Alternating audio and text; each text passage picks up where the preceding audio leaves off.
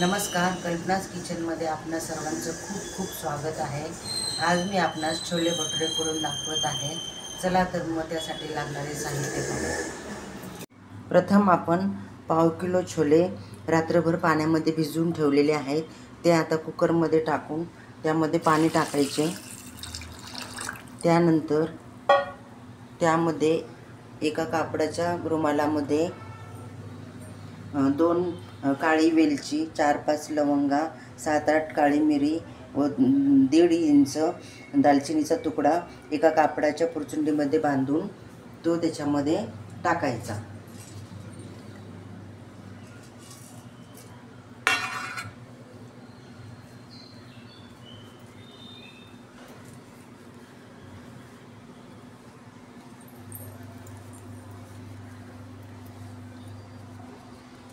त्यामध्ये आपण 1 टीस्पून हळद टाकूया व जे आपण गरम मसाले घेतले होते ते त्याच्यामध्ये आपण टाकून देऊ।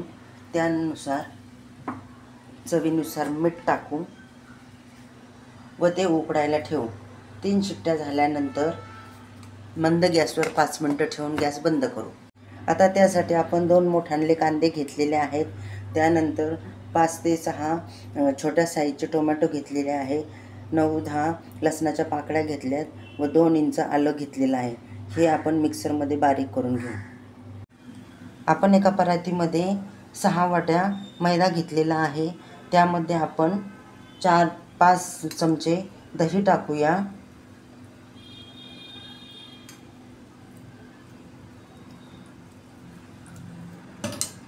त्यानंतर चवीनुसार मीठ टाकू व गरम पाण्याने पीठ भिजवून घेऊ।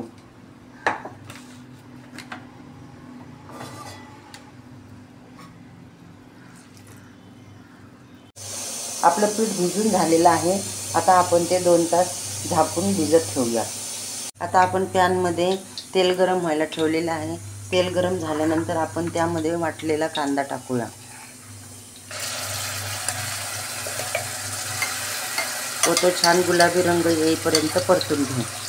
आपला कांदा छानपैकी गोल्डन ब्राऊन झालेला आहे। आता आपण त्यामध्ये टोमॅटो व आलं लसूण हे वाटलेलं टाकूया। आलं लसूण नेहमी टोमॅटोमध्ये वाटून टाकावे, कारण नाहीतर मग कांद्यामध्ये टाकलं तर कांदा लवकर जळतो। यामध्ये आपण 3 टीस्पून लाल तिखट टाकूया। त्यानंतर अर्धा टीस्पून हळद, त्यानंतर 1.5 टीस्पून धने जिरे पावडर टाकू व 3 टीस्पून छोले मसाला टाकून सर्व व्यवस्थित परतून घेऊ।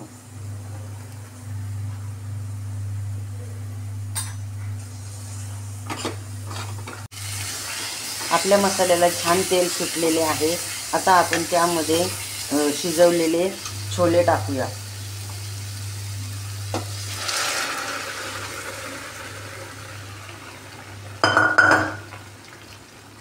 त्यानंतर आपण शिजताना मीठ टाकले होते, त्यामुळे आपण त्यामध्ये थोडे मीठ टाकूया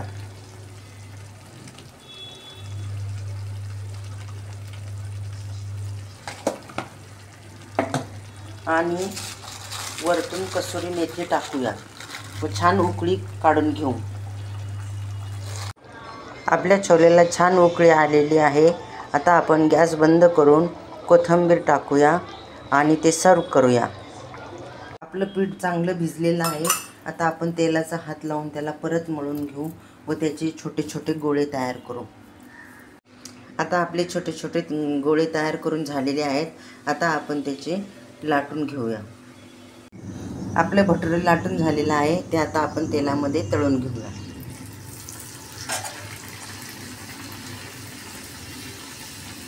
तेलामध्ये टाकल्यानंतर झाऱ्याने हळूवारपणे त्याला दाबायचे, त्यामुळे ते व्यवस्थित फुगतात।